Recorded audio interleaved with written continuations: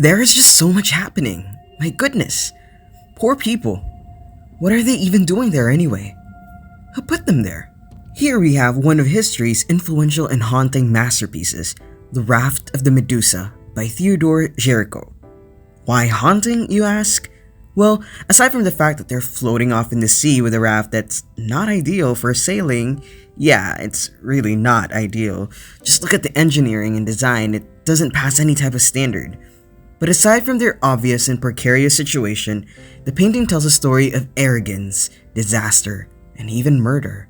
The Raft of the Medusa is a monumental and iconic painting created by the French artist Theodore Géricault between 1818 and 1819. It is an oil-on-canvas masterpiece measuring approximately 16 by 23.5 feet or about 491 by 716 centimeters. The painting is now housed in the Louvre Museum in Paris and is considered one of the most important works of French Romanticism and a turning point in the history of Western art. To truly grasp the depth of the Raft of the Medusa, we must first travel back to 1816, when the French frigate Medusa set sail for Senegal, carrying the colony's new governor, his family, some other government officials, and crew members on board. However, little did these passengers know of the tragic fate that awaited them. Due to poor navigation and the captain's arrogance, the ship ran aground on a sandbar off the coast of West Africa, setting the stage for one of history's most shocking maritime disasters. As the Medusa sank, the captain, the governor and his family, and other high-ranking passengers got onto the 6 lifeboats crafted by the carpenter. The remaining 150 passengers had to pack themselves onto a makeshift raft made by the carpenter from the masts of the Medusa, leaving them to face an unimaginable struggle for survival. Of those in the makeshift raft were lower-ranked military personnel, colonists, and sailors of European and African heritage. In hopes of surviving, they attached lifeboats to the overloaded improvised raft, which was only 65 by 23 feet. However, these slowed them down, so the more affluent passengers in the raft seized access and severed the lines to the raft, casting the lifeboats at sea. Alone on the vast expanse of the ocean, the survivors faced unfathomable hardships. The blistering sun scorched their skin, thirst tormented their bodies, and starvation gnawed at their souls.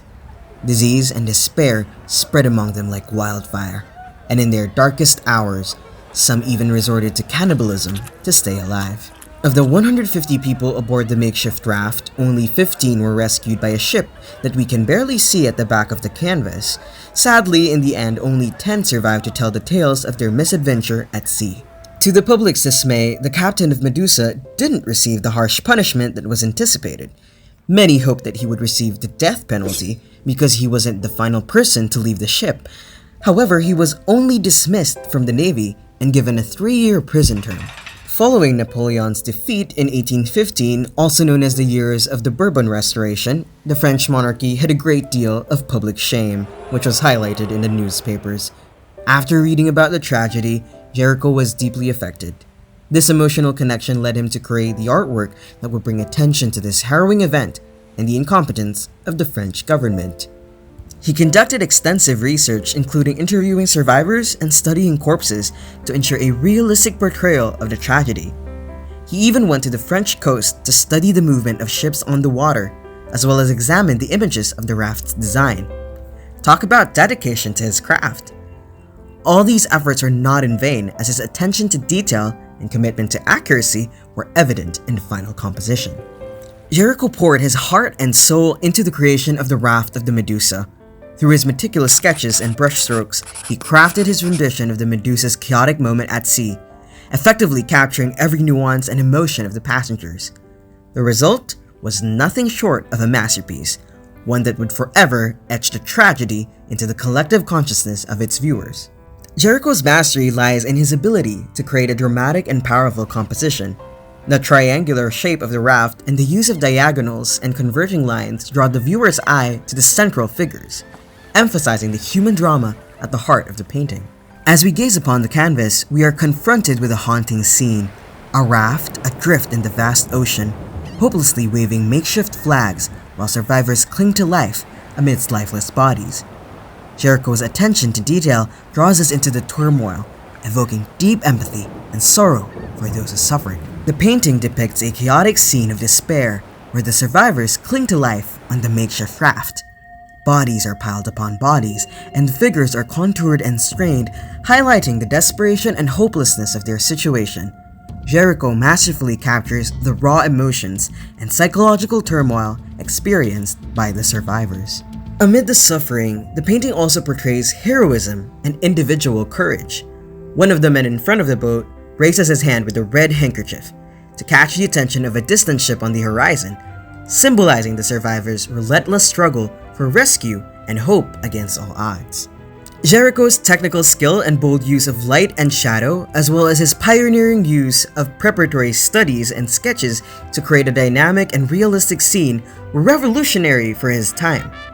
The painting had a significant impact on subsequent generations of artists, inspiring them to explore new approaches to composition and subject matter. When Géricault unveiled his masterpiece at the Salon of 1819, it sparked both admiration and controversy. Some praised its unparalleled realism and emotional impact, while others found its graphic depiction too unsettling. Nevertheless, the painting stirred emotions and conversations, establishing Géricault as a leading figure in the Romantic movement. This is because the Raft of Medusa is a quintessential example of the Romantic movement in art, which sought to evoke emotion, awe, and the sublime through dramatic and intense portrayals of nature and human experience. The painting exemplifies a romantic interest in the individual, the exotic, and the tragic. Over the years, the Raft of the Medusa transcended its initial purpose and became a symbol of human resilience and the consequences of hubris.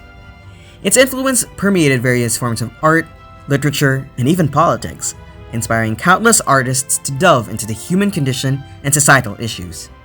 Géricault's work is not merely a portrayal of a maritime disaster. It is a scathing critique of the French government's incompetence, corruption, and indifference to the lives of its citizens. The shipwreck was a result of nepotism and mismanagement within the French administration, and Géricault uses his art as a platform to shed light on these issues. The Raft of the Medusa is a haunting and emotionally charged masterpiece that not only captures the horror of a historical event, but also serves as a potent symbol of human suffering, resilience, and the pursuit of justice. Géricault's skillful execution and profound social commentary make it a timeless and enduring work of art that continues to resonate with audiences today. As we conclude our voyage through the Raft of the Medusa, we're reminded of the power of art to immortalize the stories of human suffering and triumph. This masterpiece will forever stand as a poignant testament to the strength of the human spirit and a solemn warning against the arrogance that led to such a tragic event.